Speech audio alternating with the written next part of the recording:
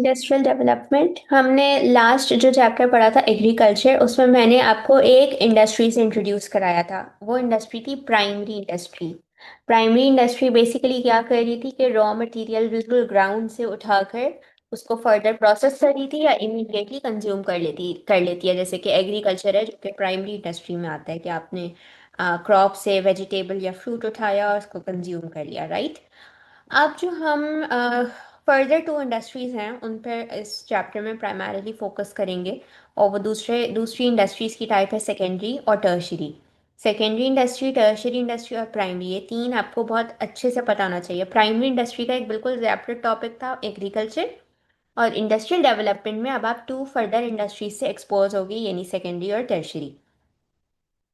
तो अब basically secondary industry में भी वही प्रोसेसेस होते हैं कि आपको एक इनपुट चाहिए होता है, फिर आपके उस इनपुट के हिसाब से प्रोसेसेस होते हैं और फिर प्रोसेसेस के हिसाब से आपका आउटपुट बनता है।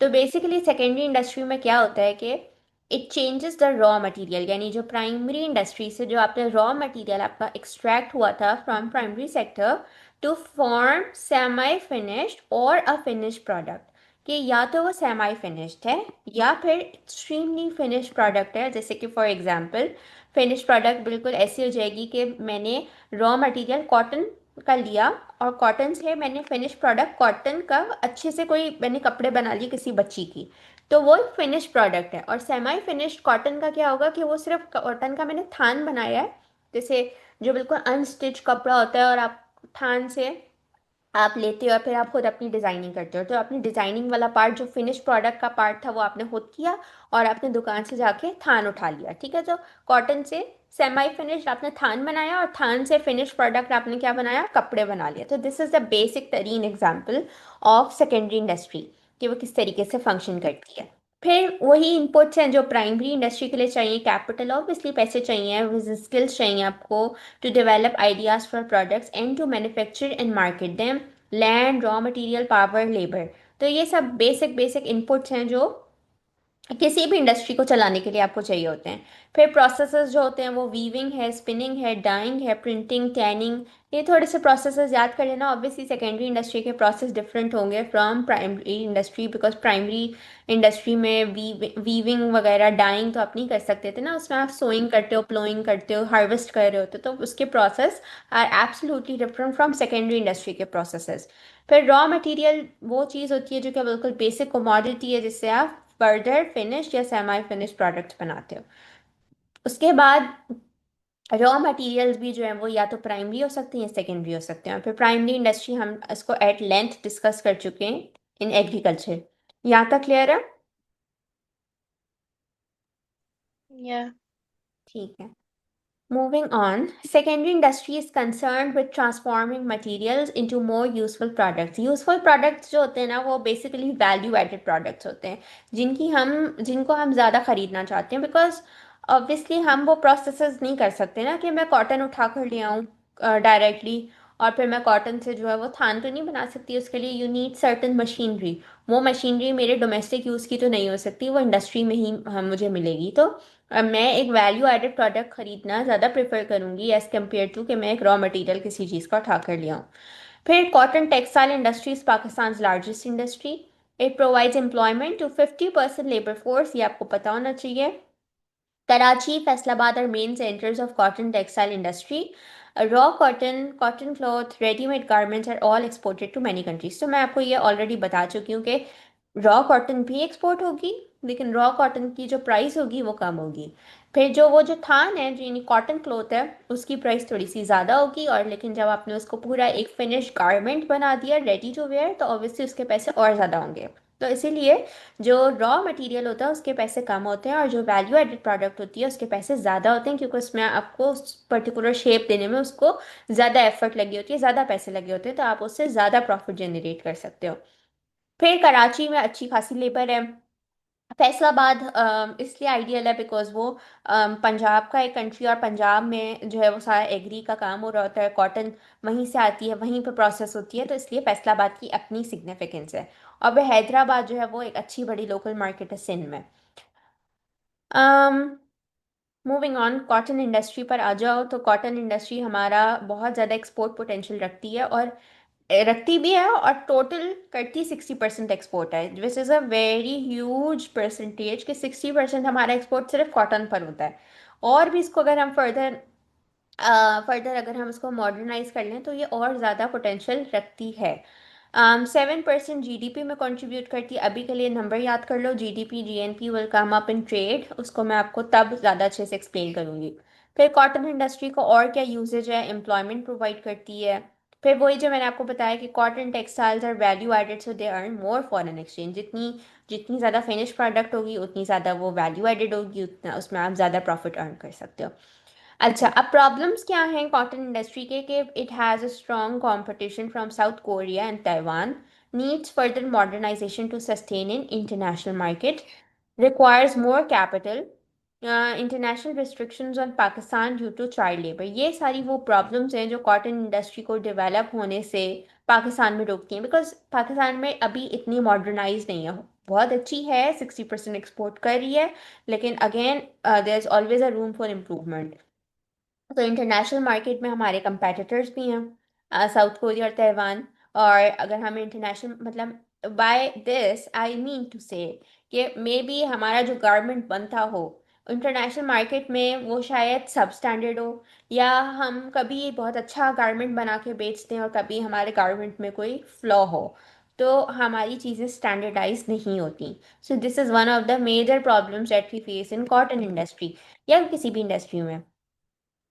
और फिर हमारे ऊपर जो है वो सैंक्शंस भी लग जाती हैं, क्यों? क्योंकि चाइल्ड लेबर हमारे यहाँ बहुत ज़्यादा होती है, तो चाइल्ड लेबर की वजह से बाहर की जो ये जो पावर्स हैं, यूएसए यूके, ये हमारे ऊपर सैंक्शंस लगाती हैं। ठीक है, नेक्स्ट आ जाओ शुगर इंडस्ट्री पे। Sugar is made from sugar cane, sugar mills are primarily located in KPK, Punjab and Sindh. Sugar mills have to be located near as fields have to be located near to fields as sugarcane loses its sugar content as soon as it is harvested। ये बात मैंने आपको agree में भी बताई थी उस दिन, कि ये जो शुगर केन होती है ना, जैसे ही वो एक्सट्रैक्ट होती है उसको इमीडिएटली शुगर मिल्स में ट्रांसपोर्ट होना होता है, जहाँ उसको फर्दर प्रोसेस किया जाता है इनटू वो शुगर जो हम कंज्यूम करते हैं, या ब्राउन शुगर या गुड़, उसको फ़ौरन से ट्रांसपोर्ट करना होता है। वरना वो अपना सारा शुगर कंटेंट लूज़ कर देती है। तो इसलिए एसेंशियल होता है कि जहाँ पे शुगर केन की आपकी फील्ड है वहीं आपकी शुगर मिल भी हो, वरना आपकी सारी क्रॉप वेस्ट हो जाती है। और sugar cane is heavy, so it is expensive to transport, ये भी एक प्रॉब्लम है शुगर केन के साथ। फिर इसकी बाई प्रोडक्ट्स उस दिन भी मैंने आपको बताया था, बैगस और मोलासेस हैं, लेकिन मुझे खुद एग्जैक्टली नहीं पता कि ये किस तरीके के दिखते हैं। पर bags can make chipboard paper and molasses.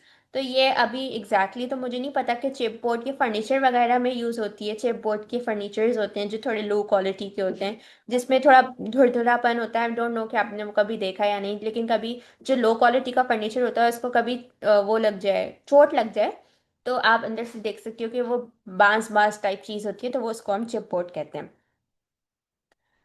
उसके बाद आ जाओ फर्टिलाइजर इंडस्ट्री। फर्टिलाइजर इंडस्ट्री जो है वो केमिकल इंडस्ट्री है, और ग्रीन रेवोल्यूशन आपने नाम सुना होगा, याद है ये हम कहाँ पे बात करते हैं ग्रीन रेवोल्यूशन की, विशाल? जी। कहाँ पे बात होती है ग्रीन रेवोल्यूशन की? अयूब खान के एग्जैक्टली, टाइम अयूब पे खान के स्टार्ट। टाइम पे। एक्सेलेंट। तो ग्रीन रेवोल्यूशन यही थी कि ग्रीन रेवोल्यूशन मतलब आप अपने एग्री को और सपोर्ट कर रहे हो वाया केमिकल फर्टिलाइजर्स। तो केमिकल फर्टिलाइजर्स फर्टिलाइजर इंडस्ट्री में बनेंगे, तो जितना अच्छा फर्टिलाइजर होगा उतना आपकी ईल्ड होगी, यानी उतना आपका क्रॉप अच्छा प्रॉस्पर करेगा, ग्रो करेगा। तो दे इंक्रीज एग्रीकल्चरल प्रोडक्ट्स। इस वजह से ग्रीन रेवोल्यूशन हुई थी अयूब खान के ज़माने में, क्योंकि उसने फर्टिलाइजर इंडस्ट्री के ऊपर बहुत काम किया था। फिर sulphur phosphate are use to manufacture fertiliser. आपसे रॉ मटेरियल पूछा जा सकता है कि what is the raw material of fertiliser, आपको पता होना चाहिए सल्फर एंड फॉस्फेट। फिर nitrogenous fertilisers are mainly use since soil lack organic matter. ये प्रॉब्लम पाकिस्तान की सॉइल में बहुत ज़्यादा है कि हमारी सॉइल जो है वो अच्छी तो है, फर्टाइल है, पर हमारी सॉइल में ऑर्गेनिक मैटर नहीं होता। इस वजह से हमें एक्सटेंसिवली नाइट्रोजनस फर्टिलाइजर यूज़ करने पड़ते हैं ताकि उसकी रिक्वायरमेंट पूरी हो किसी भी क्रॉप को अच्छे से ग्रो करवाने में। फिर आ जाओ cement industry. It can be developed extensively due to raw material availability limestone, limestone जो है वो सीमेंट का रॉ मटेरियल है और लाइमस्टोन हमारे पास बहुत ज़्यादा है। पर अगर हम इसको जो है वो इस इंडस्ट्री को अगर अच्छे से डेवलप कर लें तो हमारी बहुत ज़्यादा जो इम्पोर्ट है उस पर बर्डन कम हो जाएगा। अभी हमें सीमेंट भी जो है वो इम्पोर्ट करना पड़ता है। हमारे पास रॉ मटेरियल तो है लेकिन इंडस्ट्री नहीं है उसको प्रोसेस करने के लिए, यानी इतनी सफिशिएंट नहीं है। लेकिन इसकी हमारे पास अच्छी इंडस्ट्री होनी चाहिए, हमें सेल्फ सफिशिएंट होना चाहिए since we have the raw material. But हमें रॉ मटेरियल होने का भी कोई फ़ायदा नहीं है क्योंकि उसको प्रोसेस करने के लिए we don't have sufficient industries. फिर good domestic market with high demand from construction industry, construction Pakistan में बहुत ज़्यादा जो है वो वाइड स्प्रेड है। और अगर सीमेंट इंडस्ट्री के ऊपर काम कर लिया जाए या उसको बहुत सीरियसली इसमें इन्वेस्टर्स मिल जाएं या इसको जो है वो डेवलप कर लिया जाए तो सीमेंट इंडस्ट्री पाकिस्तान में बहुत अच्छी चल सकती है। और पाकिस्तान से बियॉन्ड भी बहुत अच्छी चल सकती है, हम इसको बहुत एट लेंथ एक्सपोर्ट कर सकते हैं क्योंकि हमारी मार्केट डोमेस्टिक अच्छी है। फिर आज जो steel industry Pakistan provides raw material to engineering and construction industries, again steel भी हमें कंस्ट्रक्शन के लिए यूज़ करना होता है, सीमेंट भी यूज़ करना होता है। Pakistan steel mill was established in Pipri, USSR provided economic assistance, port Qasim in Karachi have highest electricity generating capacity। तो स्टील इंडस्ट्री जो है वो पाकिस्तान स्टील मिल तो अब खैर बंद हो गई है क्योंकि पुरानी आपकी बुक है तो ये पुरानी इंफॉर्मेशन है, लेकिन पाकिस्तान स्टील मिल अब नो लॉन्गर एग्जिस्ट, उसका बहुत बुरा हाल हो गया था। अब स्टील जो है वो हमारे पास बस दो तीन ही इंडस्ट्रीज हैं जो हमें स्टील प्रोवाइड करती हैं। स्टील भी बेसिकली हम ज़्यादातर इंपोर्ट ही कर रहे होते हैं। ये बातें जो मैं आपको एक्सेसिवली बता रही हूँ अपने पास लिखते जाओ बिकॉज ये वही इंफॉर्मेशन है जो आपकी बुक की है और ये पुरानी है। अब नई चीज़ें लिखोगी तो आपके पेपर में ज़्यादा वैल्यू ऐड होगी कि स्टील को भी हम जो है वो इंपोर्ट कर रहे होते हैं। Provides raw material to tool making factories, locally manufactured steel is cheaper in imported steel than imported steel, reduces burden on foreign exchange, larger GDP and GNP, creates environmental pollution, requires ample electricity, requires infrastructure। ये तीन चीज़ें जो है वो आप steel industry के disadvantages में लिख सकते हो कि स्टील इंडस्ट्री को क्यों पाकिस्तान में डेवलप नहीं होना चाहिए। नंबर वन इन्वायरमेंटल पोल्यूशन होता है, नंबर टू उसको इसकी इंडस्ट्री को बहुत ज़्यादा इलेक्ट्रिसिटी चाहिए और नंबर थ्री अच्छा खासा इंफ्रास्ट्रक्चर चाहिए। बट द प्रॉब्लम है इसकी स्टील इंडस्ट्री जो है वो पाकिस्तान में इतनी नहीं है कि वो उसकी रिक्वायरमेंट को पूरा कर सके, हमें इम्पोर्ट करना पड़ता है। लेकिन अगर हम स्टील इंडस्ट्री को पाकिस्तान में अच्छे से बना लें तो हमें स्टील जो है वो चीप पड़ेगी बिकॉज ऑब्वियसली आपको इतने टैक्सेस नहीं देने पड़ते जब आपकी एक चीज़ जो है वो आपके मुल्क में बन रही हो। लेकिन अगर आपके मुल्क में इतनी नहीं बन रही और आपको इम्पोर्ट करनी पड़ी है तो ऑब्वियसली जब आपके ऊपर कस्टम टैक्सेस लगते हैं तो वो चीज़ महंगी हो जाती है। अम, तो ये सब चीज़ें हैं, इसको बेसिकली करवाने का मकसद ये था इतनी मल्टीपल इंडस्ट्रीज़ कि आपसे इस पे कोई भी 6 मार्क का क्वेश्चन पूछा जा सकता है कॉटन पे, शुगर पे, स्टील पे, सीमेंट पे, कि हमें कौन सी इंडस्ट्री पाकिस्तान में डेवलप करनी चाहिए, उसके जब आपको एडवांटेजेस और डिसएडवांटेजेस स्लाइड से मिल जाएंगे। सो ये इंडस्ट्रीज़ को करवाने का मकसद था, ये जो इतनी सारी जो हमने अभी पढ़ी हैं कि इनमें से आपको सबके एडवांटेजेस भी पता हो डिसएडवांटेजेस भी पता हो। मोस्ट लाइकली है कि वो आपसे जो है वो सीमेंट का पूछ लें या मोस्ट लाइकली वो आपसे कॉटन का पूछ लें। तो ये दोनों का आपने अच्छे से देखना। अब आ जाओ इंडस्ट्रियल इस्टेट पे। इंडस्ट्रियल इस्टेट जो होते हैं इस पे आपसे क्वेश्चन पूछा जा सकता है 2 मार्क्स के, what are industrial estates. So they are specific areas for industry, यानी एक जोन्स होते हैं विद इन अ सिटी, जैसे कराची में बहुत ज़्यादा हैं। तो वो जोन्स होते हैं वहाँ पे बहुत सारी इंडस्ट्रीज़ होती हैं, यानी ये एरियाज एलोकेट किए होते हैं कि यहाँ आप इंडस्ट्रीज़ बना लो और गवर्नमेंट इनके इंफ्रास्ट्रक्चर फैसिलिटीज़ को सपोर्ट करती है, वो बनवा के देती है ये industries. Exemption from custom duty on imported machinery, तो अगर फॉर एग्जांपल जैसे कराची में वी हैव साइट, अब मुझे बाकी जगहों का तो नहीं पता, साइट एक जगह है जो कि इंडस्ट्रियल इस्टेट है और वहाँ पे बहुत ज़्यादा इंडस्ट्रीज़ हैं। और उसका जब भी इंफ्रास्ट्रक्चर बना होगा तो वो ऑब्वियसली गवर्नमेंट ने उसको सपोर्ट किया होगा। और वो इंडस्ट्रीज जो भी अपने लिए मटेरियल मंगवाती हैं, रॉ मटेरियल, तो उस पे उनको जो है ना कस्टम ड्यूटी के टैक्सेस नहीं देने पड़ते। तो ये इंडस्ट्रियल इस्टेट्स का फ़ायदा होता है कि अगर एक एरिया एलोकेटेड है फॉर इंडस्ट्रीज तो उनको टैक्सेस उनके ऊपर एग्जाम्प्ट हो जाते हैं। फिर स्पेशल इंडस्ट्रियल जोन्स, ये दो चीज़ें आपसे पूछी जा सकती है कि इंडस्ट्रियल इस्टेट अलग होता है, स्पेशल इंडस्ट्रियल जोन अलग होता है। स्पेशल इंडस्ट्रियल जोन वो होता है जिनको हम ऐसे एरियाज में, ऐसे फार फ्लंग एरियाज में डेवलप करवाते हैं जहाँ पे इंफ्रास्ट्रक्चर फैसिलिटीज़ अवेलेबल नहीं होती हैं, जैसे पानी नहीं है, रोड्स नहीं है, तो वो स्पेशल इंडस्ट्रियल जोन होते हैं। ये फार फ्लंग एरियाज में, सब अर्ब्स में जाके डेवलप करवाती है, गवर्नमेंट ही करवाती है। तो इसकी अलग सिग्निफिकेंस है कि आपने एक ऐसे एरिया को यूज किया जहां पर बेसिक बेयर मिनिमम चीजें भी अवेलेबल नहीं है। जी विशाल। तो हम थे इंडस्ट्रियल एस्टेट्स पे। ये दो अलग अलग चीज़ें हैं। ठीक है, इंडस्ट्रियल एस्टेट अलग है और स्पेशल इंडस्ट्रियल जोन अलग है। इंडस्ट्रियल एस्टेट जो होते हैं वो ऐसे एरियाज होते हैं जहाँ पे आप डेडिकेटेड स्पेस रखते हैं, थोड़ा सा सिटीज़ में होते हैं, लेकिन आप सिटी के कोने पे एक एरिया को डेडिकेट कर देते हैं कि वहाँ आप इंडस्ट्रीज बनाओगे। और गवर्नमेंट की जिम्मेदारी होती है कि वहाँ पे वो आपको इंफ्रास्ट्रक्चर फैसिलिटीज़ प्रोवाइड करती है। और वहाँ पर, यानी आप वो इंडस्ट्रियल एरिया है, ठीक है, उस इंडस्ट्रियल एरिया में बहुत सारी इंडस्ट्रीज होंगी वेरियस किस्म की। तो उनको जाहिर सी बात है कोई ना कोई मशीनरी चाहिए होगी, वो कुछ ना कुछ इंपोर्ट करेंगे। तो अगर वो इंपोर्ट करते हैं कोई चीज़ उस एरिया में रहते हुए, तो उनको कस्टम ड्यूटी के टैक्सेस नहीं देने होंगे। तो कस्टम ड्यूटी टैक्सेस की एक फॉर्म होती है, उसमें आपको जाने की ज़रूरत नहीं है, बट हाँ, कस्टम ड्यूटी टैक्सेस नाम याद रखना कि ये टैक्सेस की एग्जाम्पशन हो जाती है अगर कोई बंदा इंडस्ट्रियल एस्टेट से किसी मशीनरी को ऑर्डर करता है। Where as special industrial zones वो एरियाज होते हैं, वो ये आप सिटी या अर्बन एरिया में बहुत ज़्यादा नहीं डेवलप करते हो, क्योंकि जो अर्बन सिटीज़ में होते हैं, ये जो प्रॉपर सिटी होते हैं, वहाँ इंडस्ट्रियल इस्टेट्स होते हैं। स्पेशल इंडस्ट्रियल जोन्स उन एरियाज में बनाए जाते हैं जहाँ पे बेसिक इंफ्रास्ट्रक्चर फैसिलिटी भी अवेलेबल नहीं होती, और ये इसलिए ही बनाए जाते हैं ताकि वहाँ पे जो है वो एम्प्लॉयमेंट दी जा सके, उस लैंड को यूटिलाइज किया जा सके। और मे बी जब वहाँ पे आपकी जो है वो एक्सपेंशन होती है इन टर्म्स ऑफ इंडस्ट्रीज, तो मे बी चांसेस बढ़ जाते हैं कि वहाँ इंफ्रास्ट्रक्चर फैसिलिटीज़ भी सूनर और लेटर सप्लाई कर दी जाएं। सो स्पेशल इंडस्ट्रियल जोन्स ऐसे एरियाज में बनते हैं जहाँ इंफ्रास्ट्रक्चर फैसिलिटीज़ नहीं होती, और इंडस्ट्रियल इस्टेट जो होते हैं वो सिटी एरिया के अंदर बनते हैं जहाँ पे ये सारी फैसिलिटीज़ होती हैं। लेकिन ऑब्वियसली इन एरियाज को ज़्यादा पर्क्स होते हैं जो इंडस्ट्रियल इस्टेट्स के होते हैं। इन दोनों का एक फ़र्क समझ आ गया? जी। चलो आगे बढ़ते हैं। अब आ जाओ गवर्नमेंट पॉलिसीज। ये पॉलिसीज आपको काफ़ी हद तक पता है बिकॉज हम हिस्ट्री में एट लेंथ पढ़ चुके हैं।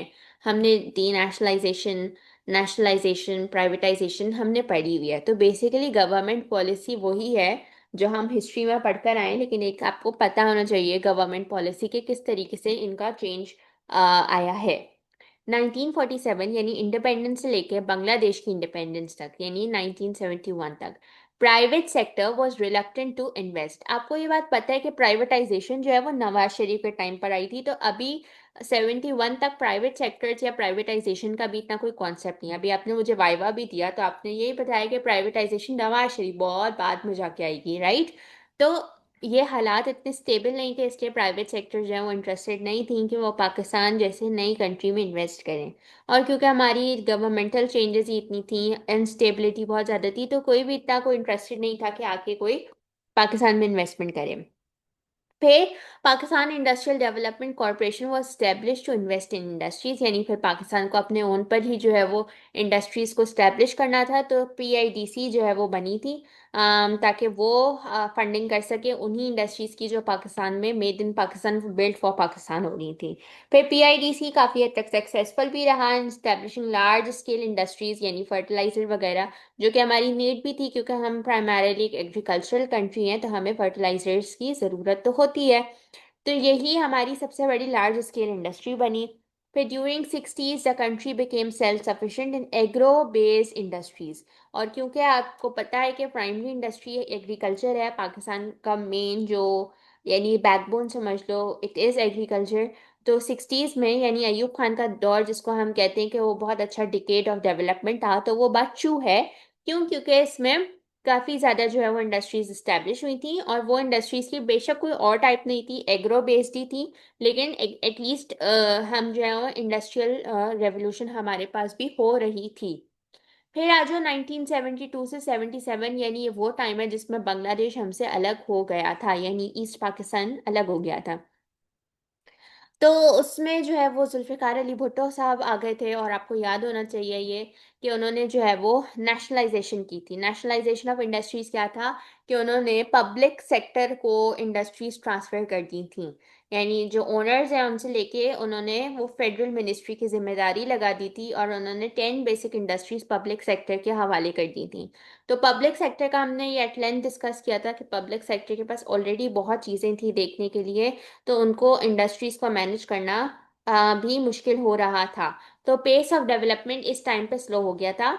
जो पेस ऑफ डेवलपमेंट 60s में था अयूब खान के टाइम पे, वो जुल्फ़िकार अली भुट्टो के टाइम पे वो काफ़ी स्लो हो गया था, और फिर फॉरेन इन्वेस्टर्स बिल्कुल भी इंटरेस्टेड नहीं थे कि वो इन्वेस्ट करते। फिर 1977 से 88 जब ज़ियाउल हक आए तो उन्होंने डी नेशनलाइजेशन की। डी नेशनलाइजेशन ये थी कि उन्होंने जो इंडस्ट्रीज फेडरल मिनिस्ट्री के हवाले की थी उनको वापस उनके फॉर्मर ओनर्स को वापस कर दी थी, क्योंकि फेडरल मिनिस्ट्री उसको इतने अच्छे से नहीं देख पा रही थी। और फिर जब नवाज शरीफ का टाइम शुरू हुआ तो प्राइवेटाइजेशन को उन्होंने बहुत ज़्यादा सपोर्ट किया, उसकी वजह से काफ़ी कंट्री में एक्सपेंशन हुई, मॉडर्नाइजेशन हुई। जैसे काफ़ी ज़्यादा हमने पढ़ा ना अभी के एयरलाइंस काफ़ी खुली, इलेक्ट्रिसिटी की इंडस्ट्रीज काफ़ी ज़्यादा सेटअप हुई, तो इसकी वजह से इकोनॉमिक एक्टिविटी प्राइवेट सेक्टर की काफ़ी इंक्रीज हुई। तो गवर्नमेंटल पॉलिसीज हमारी तीन ही हैं, नेशनलाइजेशन, डी नेशनलाइजेशन और प्राइवेटाइजेशन। आपको पता है कौन सा किसके ज़माने में क्या चीज़ हो रही थी। ठीक है, यहाँ तक कोई कंफ्यूजन तो नहीं है? नहीं। ठीक है। अब आ जाओ फॉर्मल एंड इनफॉर्मल सेक्टर, ये बहुत इंपॉर्टेंट है, इस पे 6 मार्क का क्वेश्चन आता है कि कौन से सेक्टर ज़्यादा अच्छे हैं।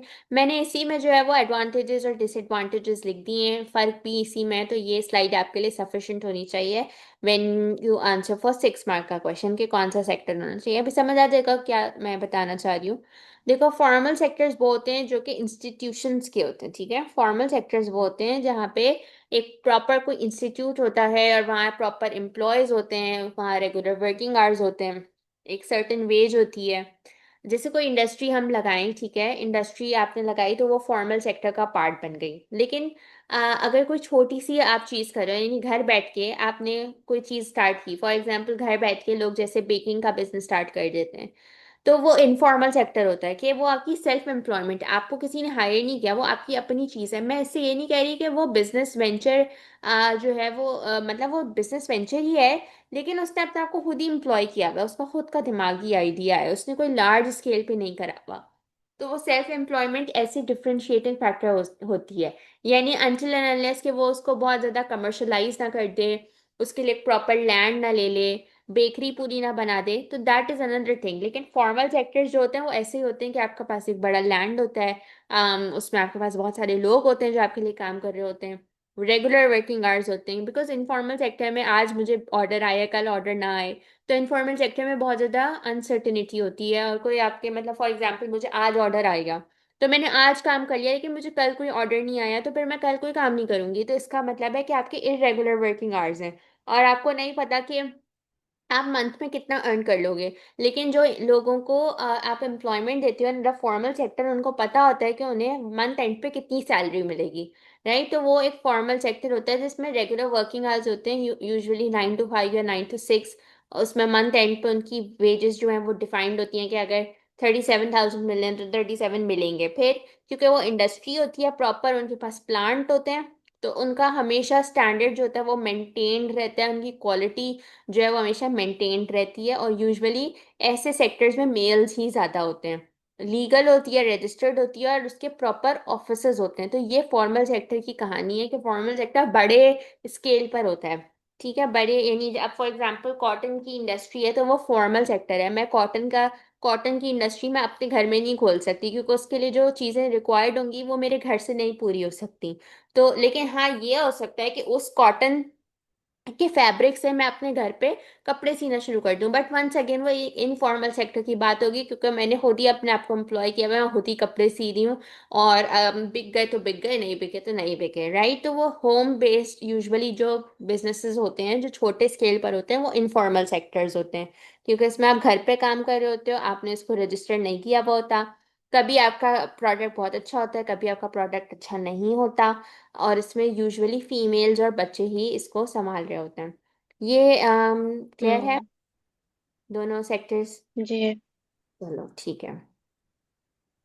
फिर आ जाओ इनफॉर्मल सेक्टर पे कि it meets the local demand by supplying low price industrial goods, provides employment. अगर फॉर एग्जांपल आपको पता है कि मेरी कम्युनिटी में बहुत अच्छी जो है वो जान पहचान हो गई है और मुझे मंथ में 15 ऑर्डर्स आ जाएंगे, पर 15 ऑर्डर्स मैं अपने ओन पे नहीं मैनेज कर सकती, उसके लिए you need employment in terms of the fact कि आपको राइडर चाहिए होगा, जिससे आप रॉ मटेरियल उठाओगे तो वो भी आप उस बंदे से भी कोई कॉन्ट्रैक्ट करोगे तो एम्प्लॉयमेंट आप दे रहे होते लोगों को। फिर आप लोकल रॉ मटेरियल यूज़ करना चाह रहे होते, लेकिन उससे फिर ये होता है कि कभी आपका जो मटेरियल है वो बहुत अच्छा बना, कभी केक अच्छा बन गया, कभी केक अच्छा नहीं बना, क्योंकि बहुत अनसर्टिनिटी होती है ना। घर पे लाइट चली जाएगी, लाइट चली गई तो ओवन का मसला हो सकता है गैस नहीं आ रही हो तो जो गैस वाला ओवन है उसका मसला हो सकता है। तो इनफॉर्मल सेक्टर के बहुत डिसएडवांटेजेस होते हैं, उसमें सर्टेनिटी नहीं होती ना, आपको पता नहीं होता कि आप मंथ एंड पे कितना अर्न करोगे, करोगे भी या नहीं करोगे। कभी कभी कोई ऑर्डर नहीं आता, कभी बहुत सारे ऑर्डर्स आ जाते हैं। फिर उसमें क्योंकि आपको आप इतने केपेबल नहीं होते कि आप बहुत बड़ी अपने साथ आवाम को एम्प्लॉयमेंट दे सको, तो आप चाइल्ड लेबर पे चले जाते हो कि बच्चों को आप कम पैसों पे रख लेते हो, तो वही लो वेजेस दी जाती हैं इस इंडस्ट्री में। ठीक है, इंडस्ट्री भी नहीं, सेक्टर है, इनफॉर्मल सेक्टर है। यूजुअली खातन के जो बिजनेसेस होते हैं वो इनफॉर्मल सेक्टर में ही आते हैं, क्योंकि वो घर वाले ही होते हैं, घर से शुरू किए हुए होते हैं, कॉटेज इंडस्ट्रीज जिसे हम कहते हैं। अभी कॉटेज इंडस्ट्री आगे आने वाली होगी। हम्म। कॉटेज इंडस्ट्री वो होती है ना, जब आप घर से अपनी चीज़ें स्टार्ट कर देते हो, जो नॉर्दर्न एरियाज में बहुत ज़्यादा होता है, वो इनफॉर्मल सेक्टर होता है। क्लियर है यहाँ तक? जी। अब आ गई cottage industry. So cottage industry जो है वो एम्प्लॉयमेंट देती है to 80% population, which is a good thing, और इसमें विमेन की जो है वो एम्प्लॉयमेंट ज़्यादा होती है। तो कॉटेज इंडस्ट्री जो होती है वो यूजुअली आप घर से अपना स्टार्ट करते हो, और मतलब ये थोड़ी सी अपस्केल होती है, यानी इनफॉर्मल सेक्टर, हाँ इनफॉर्मल सेक्टर का पार्ट होती है, लेकिन ये थोड़ी सी अपस्केल इसलिए होती है क्योंकि इसमें आपके ऑर्डर्स आने के ज़्यादा चांसेस होते हैं, और ये इंडस्ट्री ज़्यादातर नॉर्दर्न एरियाज में बहुत सक्सेसफुल है, क्योंकि उनके पास कोई इतने एवेन्यूज़ तो है नहीं अर्न करने के, तो जो उनकी हैंडमेड स्पेशलिटीज़ होती हैं वो लोग वही बनाते हैं अपने घरों में रह के। रग्स बना लिए, कारपेट बना लिए, हैंडीक्राफ्ट आइटम, हैंडीक्राफ्ट जो ज्वेलरी होती है हैंडमेड, या हैंडमेड कपड़े जो होते हैं, या कपड़े बोल रही हूँ, जो एम्ब्रॉयडरी नहीं होती हैंडमेड, तो ये सब चीज़ें खवातीन ज़्यादा अच्छी करती हैं, तो वो अपने घर पे रहकर या किसी के घर में जाके जो है वो ये सारी प्रोडक्ट्स बना लेती हैं। और फिर क्योंकि northern area subjected to tourism बहुत ज़्यादा है, तो एक ये कल्चरल चीज़ बन जाती है, लोग इसको कल्चर से एसोसिएट कर देते हैं कि ये पाकिस्तानी गुड्स हैं, इस तरीके के होते हैं। ट्रक आर्ट के ऊपर कुछ बहुत चीज़ें बनती हैं। तो ये कॉटेज इंडस्ट्री उसका पार्ट है जहाँ पे हैंड मेड चीज़ें ज़्यादा होती हैं, विमेन इसको ज़्यादा बनाती हैं, ये भी घरों से होती है, और इसकी जो अर्निंग्स होती हैं थोड़ी अच्छी होती हैं, क्योंकि टूरिस्ट जो है वो इन चीज़ों से काफ़ी अट्रैक्ट होते हैं। अम, तो ये अगर कॉटेज इंडस्ट्री पे आप ज़्यादा काम करो या इनके लिए और इनको आसानी प्रोवाइड करो, तो एक ये चीज़ हो सकती है कि आप रूरल से अर्बन माइग्रेशन को रिड्यूस कर सकते हो, बिकॉज आप उनकी रिक्वायरमेंट वहीं से पूरी कर देते हो। यानी अगर वो एक अच्छी अमाउंट अर्न कर लेंगे वहीं रहकर ही नॉर्दर्न एरियाज में, तो उन्हें ये नहीं सोचना पड़ेगा कि उन्हें अर्बन एरिया या सिटी एरिया में मूव होने की ज़रूरत है, क्योंकि उनकी जो भी रिक्वायरमेंट है, जो भी उनको पैसे चाहिए, वो वहीं से ही पूरे हो जाएंगे। तो पॉपुलेशन के लिए ये वाला पॉइंट बहुत अच्छा है। पॉपुलेशन आपका लास्ट चैप्टर है, तो उसमें आपको ज़्यादा समझ आएगा कि रूरल अर्बन माइग्रेशन क्या होती है, तो मैं इस पॉइंट को दोबारा से डिस्कस भी कर लूंगी। बहरहाल अभी तक समझ आया कि मैं क्या बता रही हूँ? जी। अच्छा, कॉटेज इंडस्ट्री की अगेन प्रॉब्लम वही है कि क्योंकि हैंडमेड चीज़ें होती हैं, तो कभी स्टैंडर्डाइज होती हैं, कभी नहीं होती, कभी बहुत अच्छी क्वालिटी होती है, कभी नहीं होती, तो क्वालिटी कंट्रोल इस पे बहुत कॉम्प्रोमाइज्ड होता है। मशीनरी इनके पास एसेज होती भी नहीं, और जो होती है वो आउटडेटेड होती है। और फिर वही मसला है ना कि रूरल एरियाज में, जो मैंने आपको जिससे बताया कि कभी बिजली है कभी बिजली नहीं है, तो इलेक्ट्रिसिटी तो आपको चाहिए होती है, तो फिर ये भी प्रॉब्लम क्रिएट करती है लोगों के लिए कि वो किस तरीके से अपने आप को स्केल अप करें।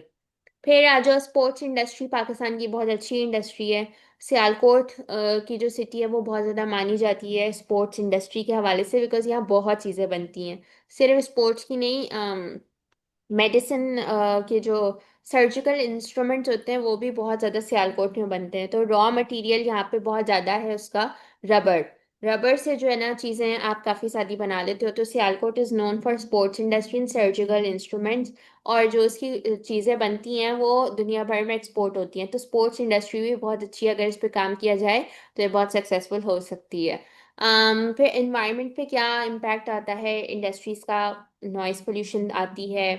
फैक्ट्री से जो इमिशंस होती हैं, जो भी गैसेस होती हैं, वो सारा रिस्पिरेटरी डिसऑर्डर्स क्रिएट करती हैं लोगों में, क्योंकि हमारे यहाँ प्रॉपर्स को डिस्पोज करने का तरीका नहीं है। तो वो लोगों की जो है वो सेहत पे कॉम्प्रोमाइज हो जाता है। फिर जैसे फर्टिलाइजर इंडस्ट्री है, तो उनका जो भी वेस्ट मटेरियल होता है वो उसको रिवर्स में बहा देते हैं, वाटर्स में। तो फिर वो अगर लोग कंज्यूम कर लें तो हमारा जो भी यानी कॉलेरा वगैरह का बहुत ज़्यादा चांसेस बढ़ जाते हैं। टाइफॉइड, डायरिया, ये सब चीज़ें बहुत ज़्यादा हो जाती है, बिकॉज ये लोग पानी में बहाते हैं। पानी तो आप कंज्यूम भी करते हो, और इवन आपकी मरीन लाइफ को भी फिर डैमेज होता है इस तरीके के केमिकल से। तो फिशिंग इंडस्ट्री पे भी कॉम्प्रोमाइज हो सकता है। ठीक है, क्लियर है यहाँ तक? जी। ठीक है, चलो अब आ जाओ लास्ट इंडस्ट्री जो आपकी है। यानी हमने प्राइमरी इंडस्ट्री देखी, फिर हमने सेकेंडरी देखी, अब हमारी है टर्शरी इंडस्ट्री। तो इंडस्ट्री की तीन टाइप्स थी, ठीक है। अब हमारा लास्ट कैटेगरी ऑफ इंडस्ट्री है tertiary. Tertiary industry basically service industry होती है, और इसकी टॉप नॉच जो एग्जाम्पल है वो टूरिज्म इंडस्ट्री है। वो ऐसे है कि टूरिज्म इंडस्ट्री आपको कैसे सर्विसेज देती है कि अगर फॉर एग्जाम्पल मैंने नॉर्दर्न एरिया जाना है, तो वहां पे मैं होटल की बुकिंग करूंगी तो होटल मेरा बुक होगा। मुझे ट्रैवल एजेंट चाहिए होगा जो, या टूर गाइड चाहिए होगा, तो ये सब जो है वो मुझे सर्विसेज प्रोवाइड करते हैं, होटल, टूर गाइड। फिर अगर मैं जो हूँ वो बाय रोड जा रही हूँ तो जो मुझे ट्रांसपोर्ट देंगे, ये सब चीज़ें मुझे सर्विस दे रही है ना, मुझे कोई प्रोडक्ट नहीं मिल रही, मुझे इससे सर्विसेज मिल रही हैं, ठीक है। तो सर्विस इंडस्ट्री हमारी टर्शरी इंडस्ट्री होती है। उसमें अकोमोडेशन हो जाता है, रिक्रिएशनल फैसिलिटीज हो जाती हैं। और पाकिस्तान में टर्शरी इंडस्ट्री को बहुत एक्सपेंड किया जा सकता है, क्योंकि पाकिस्तान में कल्चरल अट्रैक्शन बहुत ज़्यादा है, नेचुरल अट्रैक्शन बहुत ज़्यादा है। अगर आप कभी गई हो तो नथिया गली, ये मरी भूरबन, और कौन से हमारे पास पेरी मियाडोज वगैरह जो जगहें हैं, वो बहुत ज़्यादा सब्जेक्टेड होती हैं, टूरिस्ट स्पॉट्स हैं, लोग जाना चाहते हैं। पर ये क्यों नहीं हमारे पास ज़्यादा ग्रो हो पाती, इसके चांसेस बहुत ज़्यादा हैं, लेकिन इसलिए नहीं हो पाती क्योंकि पाकिस्तान में टेररिज्म बहुत ज़्यादा है, एक्सट्रीमिस्ट एक्टिविटीज़ बहुत ज़्यादा हैं हमारे अंदर। इतनी यानी हम में से, I am not talking about people like you and me, लेकिन यहाँ पे कुछ एक्सट्रीमिस्ट लोग होते हैं जो कि बिल्कुल भी बर्दाश्त नहीं कर पाते फॉरेनर्स को, और उनको वो बॉम्ब ब्लास्ट या टारगेट किलिंग इस सब का जो है वो शिकार कर देते हैं। तो इसलिए फॉरेनर्स पे यहाँ ज़्यादा आना नहीं चाहते, और फिर हमारा इंफ्रास्ट्रक्चर भी इतना डेवलप नहीं है। तो ये भी प्रॉब्लम बन जाती है। फिर इनकम फ्रॉम, ये बहुत अच्छा पॉइंट है, ये आप हम्म। अपने मार्क के क्वेश्चन में लिख सकती हो कि income from tourism is greater than income from exports. So ये एक बहुत सॉलिड पॉइंट है कि हम इतनी इनकम जनरेट कर सकते हैं फ्रॉम टूरिज्म जितनी हम एक्सपोर्ट करके भी नहीं कर सकते। And this can correct Pakistan balance of payment. ये बहुत बहुत, ये जब लिखोगी ना आप अपने आंसर्स में तो आपको बहुत अच्छा स्कोर मिलेगा। कि हम ये 6 मार्क के क्वेश्चन में दे सकते हैं आपको कि what do you think tertiary industry tourism को पाकिस्तान में डेवलप होना चाहिए या नहीं होना चाहिए, क्योंकि इससे हमें बहुत पैसे मिलेंगे। और इतने पैसे हमें एक्सपोर्ट करके नहीं मिलेंगे, बिकॉज एक्सपोर्ट करने का बहुत मसला होता है, आपको बहुत ज़्यादा टैक्सेशन देनी होती है। तो जितना आपका टैक्सेस में ही पैसे चले जाते हैं तो फिर आप इतना अर्न नहीं कर पाते हो। फिर उससे ये भी होता है कि डोमेस्टिक एम्प्लॉयमेंट, यानी वहीं के लोगों को आप एम्प्लॉयमेंट दे सकते हो, कॉटेज इंडस्ट्रीज से ग्रो हो सकती है, लोग जो है वो ज़्यादा फिर काम करेंगे, ज़्यादा चीज़ें प्रोड्यूस करेंगे।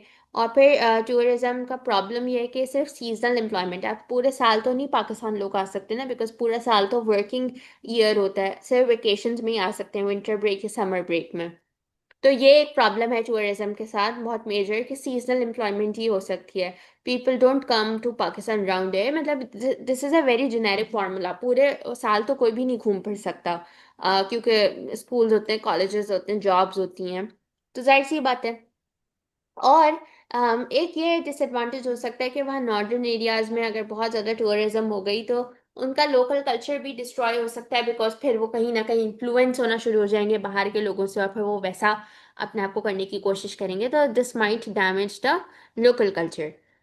और हमारे पास क्या क्या, ये थोड़ी सी नाम याद कर लेना कि कौन सी हमारी वो साइट्स हैं, टूरिस्ट स्पॉट्स जो हैं। खागान वैली है, सवात स्कर्दू है, हुंजा वैली है, फेरी मेडोज है, मोहनजोदाड़ो और हड़प्पा जो हैं वो बेसिकली आपके कल्चरल नहीं बल्कि ये हिस्टोरिकल आपके स्पॉट्स हैं। तो ये इसको कल्चरल या कोई कोई अट्रैक्शन ना लिखते ना, ये सिर्फ वो हैं यानी हिस्टोरिकल चीज़ें, मोहनजोदाड़ो या हड़प्पा, ठीक है। ओके। बट कॉल सेंटर्स जो है वो अनदर एग्जांपल है टर्शरी इंडस्ट्री के। कॉल सेंटर्स बेसिकली जो है वो जैसे हम जहाँ कोई फॉर एग्जांपल हमें कोई प्रॉब्लम होती है, क्या एग्जांपल दूँ, जैसे फॉर एग्जांपल आपकी बैंकिंग में आप कॉल सेंटर में कॉल करते हो ना कि आपने अपनी बैंकिंग जब खुद ऑपरेट करनी होती है। फॉर एग्जांपल आपका कोई कार्ड चोरी हो गया या ब्लॉक हो गया तो आप कॉल सेंटर कॉल करते हो और आप कहते हो अपना XYZ जो भी मसला होता है हल करवा लेते हो। तो ये कॉल सेंटर्स होती हैं, ये टर्शरी इंडस्ट्री हैं, ये भी आपको सर्विस प्रोवाइड कर रहे होते हैं कि आपका फ़ोन के ऊपर मसला हल हो जाता है।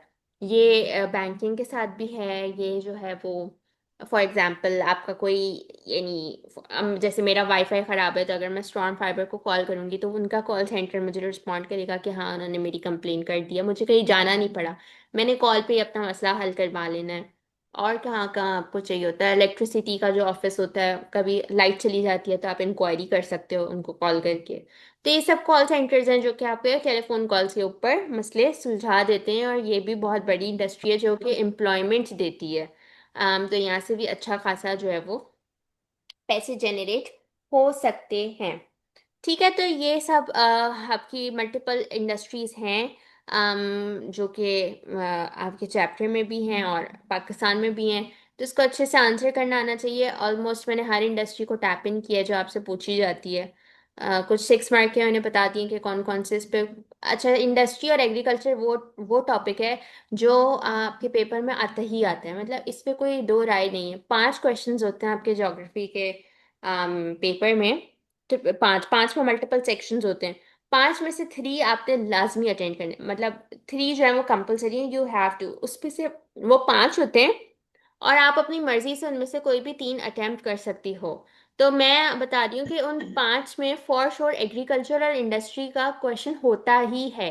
तो यानी मतलब उसको आप हटा भी दो, ना भी अटेम्प्ट करो, तो फिर जो ये हम कर रहे हैं ना अभी चैप्टर्स, इनमें से कोई एक तो होता है, तो फिर फंस जाते हैं बच्चे कि अगर एग्रीकल्चर और इंडस्ट्रीज नहीं करा तो फिर आपके पास चॉइसेस नहीं बचती। फिर बाकी 3 चैप्टर्स हैं, हो सकता है उनमें से फॉरेस्ट आ जाए, हो सकता है पावर रिसोर्सेज पर आ जाए। तो इसलिए मैं कभी भी एडवाइस नहीं करती कि इंडस्ट्रीज और एग्रीकल्चर छोड़ दो। ये 2 मेजर चैप्टर्स हैं, इसको बिल्कुल भी छोड़ना नहीं चाहिए। बाकियों को तो फिर आप थोड़ा सा रिव्यू ऊपर से कर सकते हो। खैर, जब हम पूरे ईयरली बैच पेपर्स करेंगे तो उस पर एट लेंथ हम डिस्कशन करेंगे कि कौन से आपने फॉर श्योर करने हैं और कौन से आप छोड़ सकते हो। एक पॉपुलेशन का भी हमेशा कंपलसरी, मतलब पॉपुलेशन का भी हमेशा होता है क्वेश्चन। 5 क्वेश्चन होते हैं, उसमें से 3 आप अपनी मर्जी से कोई भी 3 कर सकते हो, लेकिन फिर वो 3 आपने पूरा अटेम्प्ट करने होते हैं। ये नहीं कि आपने आधा पार्ट कहीं का कर लिया, फिर बाकी नहीं समझ आया तो आधा कहीं और से कर लिया। यानी क्वेश्चन 1 2 3 अगर आप अटेम्प्ट कर रही हो तो आपको पूरे पूरे करने हैं, या अगर 3 4 5 कर रही हो तो पूरे पूरे करने होते हैं। और वो यूजुअली मिक्स हम्म। करके देते हैं आपको, यानी ऐसा नहीं है कि सिर्फ एग्रीकल्चर के ऊपर। वो हो सकता है एग्रीकल्चर में कहीं और पीछे से वाटर का टॉपिक मिला के दे दें। तो ऐसा भी नहीं कर सकते कि मैं सिर्फ 5 अपनी मर्जी के टॉपिक करके चल जाऊँ और 5 मैं करूँ ना। करना सभी होता है, लेकिन इसको हम थॉटफुली देखेंगे कि हमने कौन सी चीज़ स्किप कर सकते हैं और कौन सी चीज़। वैसे तो ज्योग्राफी बहुत बेसिक्स है, इसमें स्किप कुछ ना ही करो तो अच्छा है। सेफ साइड पे रहोगी अगर सब कुछ करके जाओगी। पर अब हमारे जो है ना 4 चैप्टर्स बचे हैं। 4 बहुत छोटे छोटे चैप्टर्स इंशाल्लाह हो जाएंगे। अगली क्लास में हम पावर रिसोर्सेज का टॉपिक करेंगे। थोड़ा सा बोरिंग है वो, मुझे भी बिल्कुल नहीं पसंद, लेकिन हाँ वो करना पड़ेगा। और उसके बाद फिर आई बिलीव और क्या रह गया, देख लेते हैं कि कितने। अम, एक पावर रिसोर्सेज है, एक ट्रेड है, एक ट्रांसपोर्ट एंड टेलीकम्युनिकेशन, पॉपुलेशन है। हाँ बस पावर रिसोर्सेज इसमें से थोड़ा सा खराब सा चैप्टर है, बाकी जो 3 बचे हैं वो अच्छे हैं। अम, ठीक है, तो आई थिंक हमें अगले नहीं, थर्सडे को पावर रिसोर्सेज हो जाएगा। ट्यूसडे और थर्सडे बस, हाँ ख़त्म ही होने वाला है ये हमारा इंशाल्लाह। अगले हफ्ते तक मैं ट्राई करती हूँ कि हमारा ना ये सब हो जाए, फिर मैं एक साथ ही फिर चाह रही हूँ कि ईयरली हम पास पेपर स्टार्ट करें ज्योग्राफी के, इसलिए मैं ब्रेक नहीं ले रही, क्योंकि अगर मैंने ब्रेक लिया तो फिर आगे चला जाएगा मार्च में। तो एक साथ ही कर लेंगे सबके पास पेपर्स अब हम, सही है। हम्म। ठीक है। तो नेक्स्ट क्लास में जो है वो हिस्ट्री को अच्छे से प्रिपेयर करके आना, रिलेशंस वाइवा के लिए। और फिर हम ज्योग्राफी का चैप्टर स्टार्ट करेंगे, पावर रिसोर्सेज, ठीक है। सही है। चलो ठीक है इंशाल्लाह। फिर अच्छा हाँ, मुझे एक चीज़ ये पूछनी थी कि रमज़ान में किस तरीके से आप क्लास लेना चाहोगी, यानी अफ्तार से पहले या अफ्तार के बाद। और दोनों सही है, मसला तो नहीं है मुझे। चलो ठीक है, मैं इसको देखूंगी कि इफ्तार से पहले हो जाए तो सही होगा। हाँ, मैं भी अफ्तार से पहले ही चाह रही थी। तो मैं पूछूंगी जहाक और ताहा से टाइम, कहीं मेरा उनसे मैच ना हो जाए। तो लेट्स सी किस तरीके से, हम्म। तो अफ्तार से पहले ही रखूंगी, क्योंकि अफ्तार के बाद तरावी का टाइम होता है, वो मुश्किल हो जाएगा, जी। वो नहीं हो जाती है। ठीक है, तो फिर हम्म। अफ्तार से पहले ही मैं कोई टाइम आपको दे दूंगी, ठीक है। ओके। सही चलो है। ठीक है। ओके, निशान, टेक केयर, अल्लाह हाफिज। अल्लाह हाफिज।